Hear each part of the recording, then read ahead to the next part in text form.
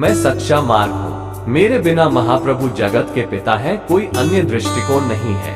नरक का रास्ता आसान भी, इसीलिए कई लोग वह रास्ता चुनते हैं, लेकिन स्वर्ग का रास्ता संकरा और कठिन है, बहुत कम है के माध्यम से गुजरता। प्यारे लोग, लोगों के सारे पाप क्षमा कर दो, उनसे भी प्रेम करो जो तुम्हारे शत्रु हैं। यदि आप लोगों से प्रेम करते हैं तो ईश्वर भी आपसे प्रेम करेगा। भगवान के नाम पर जानवरों को मत मारो। याद करना, भगवान की दया जानवरों को भी छूती है। हमेशा अपने पड़ोसी से प्यार करो, पड़ोसी खतरे में है, पढ़ने से मदद मिलेगी। ये याद रखना, हम सभी को पृथ्वी पर एक साथ रहना होगा। हे पिता, इन्हें क्षमा कर दो, वे नहीं जानते कि वे क्या है कर रहा है। हमेशा ईमानदारी से काम करें। बेईमानी से हो सकता है कुछ काम आसानी से हो जाए, लेकिन उसके परिणाम भी होंगे। झूठ मत बोलो। यदि आप झूठ बोलते हैं तो वह आत्मा है, अपमानित किया जाता है। सच्चे मार्ग पर बने रहने का प्रयास करेंगे। बच्चे और महिलाओं को विशेष सम्मान दिया जाएगा। इन्हें याद रखें, ये संसार का सर्वोत्तम लक्षण है। प्रकृति से एकाकार होने का प्रयास करेंगे। खुद ब्रह्मांड प्रकृति के एक छोटे से हिस्से जैसा महसूस होगा।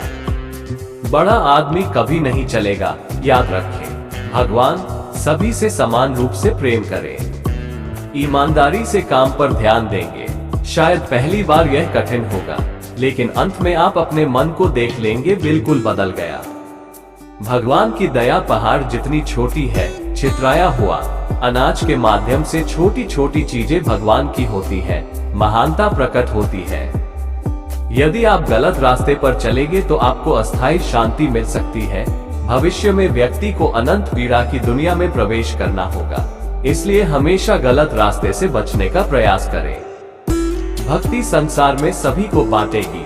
भक्ति से ही हम भगवान को छू सकते हैं। ईश्वर से प्रेम करो, ईश्वर पर विश्वास करो, अपने आप को उसके हवाले कर दो। सरल भाषा में करें भगवान की पूजा। जिस तरह आप अपने माता पिता बहनों से बात करते हैं, उसी तरह भगवान से भी बात करें।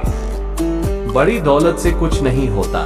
क्या मरने के बाद ये चीजें आपके साथ जाएंगी? अपने शत्रुओं से भी प्रेम करो, किसी से नफरत मत करो, लेकिन आप परमेश्वर के सच्चे बच्चे होंगे। पापियों को पवित्रता की रोशनी दी जानी चाहिए। अंधकार के पथ से उन्हें मुक्त करना होगा।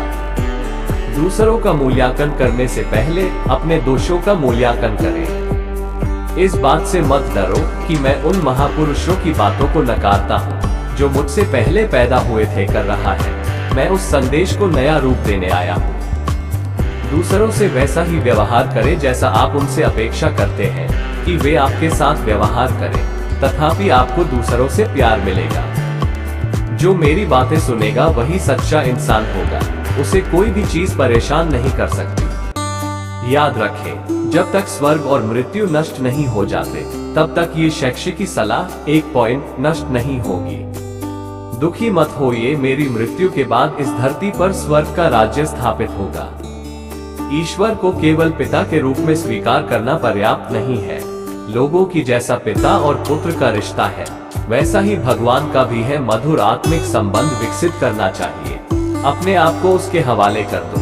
जब लोग ईश्वर को आदर, विश्वास और प्रेम से बांध सकेंगे, तब इस धरती पर स्वर्ग का राज्य निर्मित हो जाएगा। यदि कोई पाप करता है तो उसका न्याय होना चाहिए। मेरे पास शक्ति नहीं है, क्योंकि हम में से ऐसा कोई नहीं है जिसने अपने जीवन में कभी कोई पाप न किया हो। हमारा कर्तव्य है कि हम लोगों से प्रेम करें। आइए हम पाप से घृणा करें, पापी से नहीं। छोटे बच्चों को मेरे पास आने दो, उन्हें मना मत करो, क्योंकि ये वही हैं जो परमेश्वर के राज्य के अधिकारी हैं।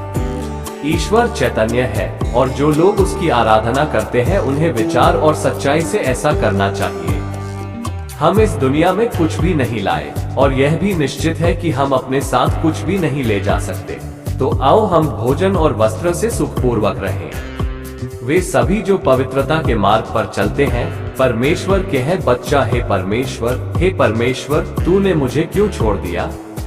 जो वस्तुएं राजा की हैं, वे राजा को दो, और जो वस्तुएं परमेश्वर की है, वे परमेश्वर को दो।